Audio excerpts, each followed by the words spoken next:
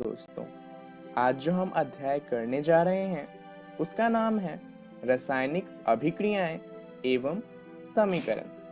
तो चलिए जानते हैं कि इस अध्याय के पहले भाग में हम क्या क्या जानने वाले हैं। सबसे पहले हम बात करेंगे रासायनिक बदलाव के बारे में। इसके बाद हम जानेंगे रासायनिक अभिक्रिया को और अंत में हम बात करेंगे रासायनिक समीकरण के बारे में। तो चलिए अध्याय को शुरू करते हैं रासायनिक बदलाव को जानते हुए। कुछ परिस्थितियां दी गई हैं, इन्हें ध्यान से देखिए। क्या होता है जब हम गर्मी के मौसम में दूध को खुला छोड़ देते हैं?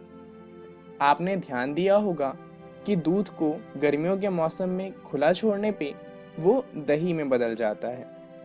इसके अलावा अगर हम लोहे की वस्तु को आर्द्र वायुमंडल में खुला छोड़ दें तो क्या होता है? आपने ध्यान दिया होगा कि लोहे की जो वस्तुएं होती हैं उन पे एक पतली सी भूरे रंग की परत आ जाती है, जिसे हम आम भाषा में कहते हैं कि लोहे में जंग लग गया है। इसके अलावा जब हम भोजन को पकाते हैं तो आपने ध्यान दिया होगा कि उसमें कई तरीके के बदलाव आते हैं। तो अगर हम इन तीनों बदलावों की बात करें जिन्हें हमने अभी देखा, तो हमें एक बात पता चलेगी कि इन सभी परिस्थितियों में प्रारंभिक वस्तु की प्रकृति तथा पहचान कुछ न कुछ बदल गई है। जैसा कि धातु की बात करें तो धातु में बाद में एक परत आ गई थी जो भूरे रंग की थी। दूध की बात करें तो वो दही में बदल गया था और भोजन में कई तरीके के बदलाव आने के बाद वो पक गया था। ये जितने भी बदलाव थे ये सभी रासायनिक बदलाव थे और ये हमें बताते हैं रासायनिक अभिक्रिया के बारे में। वो किस तरह से? जब भी कोई रासायनिक परिवर्तन होता है तो हम कह सकते हैं कि एक रासायनिक अभिक्रिया हुई है। तो सवाल ये आता है कि आखिर रासायनिक अभिक्रिया का वास्तविक अर्थ है क्या? तो चलिए जानते हैं कि रासायनिक अभिक्रिया क्या होती है। रासायनिक अभिक्रिया में एक या अधिक पदार्थ आपस में अंतरक्रिया करके परिवर्तित होते हैं और एक या अधिक भिन्न रासायनिक गुण वाले पदार्थ को बनाते हैं। जैसा कि हमने अभी इन तीनों परिस्थितियों में देखा था कि धातु जो था वो बदल गया था और भूरे रंग का हो गया था।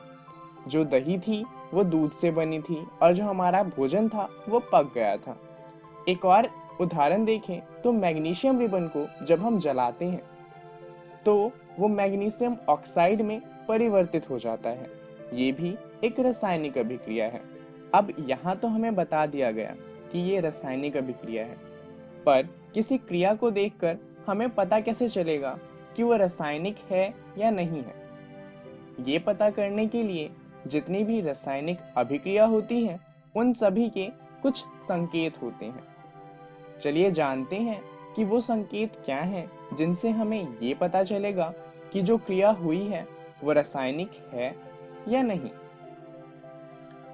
सबसे पहला है अवस्था में परिवर्तन। जैसा कि हम जानते हैं कि तीन तरीके की अवस्था होती है: ठोस अवस्था, द्रव अवस्था और गैस अवस्था। तो मान लीजिए कि कोई तत्व ठोस अवस्था में था और क्रिया के बाद वो द्रव अवस्था या फिर गैस अवस्था में परिवर्तित हो गया, तो हम कह सकते हैं कि जो क्रिया हुई है वो रासायनिक अभिक्रिया है। दूसरा है रंग में परिवर्तन। अगर किसी तत्व के रंग में परिवर्तन होता है तो जिस कारण से वो परिवर्तन होगा हम कह सकते हैं कि वो एक रासायनिक अभिक्रिया है। तीसरा है गैस का निकास या उत्सर्जन।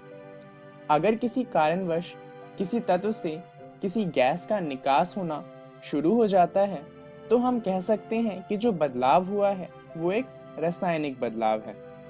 और आखिरी में हम बात करेंगे तापमान में परिवर्तन की। अगर किसी तत्व के तापमान में परिवर्तन आता है तो जिस कारणवश वो परिवर्तन आया है वो भी एक रासायनिक बदलाव होगा। ये तो थी रासायनिक बदलाव की बात। अब मान लीजिए कि आपको इन बदलाव को लिखना हो तो आप किस तरीके से लिखेंगे? तो चलिए जानते हैं रासायनिक समीकरण के बारे में। उदाहरण लेते हैं मैग्नीशियम रिबन वाला, जहाँ पर मैग्नीशियम रिबन ऑक्सीजन के साथ जब रासायनिक अभिक्रिया करती है तो मैग्नीशियम ऑक्साइड में परिवर्तित हो जाती है।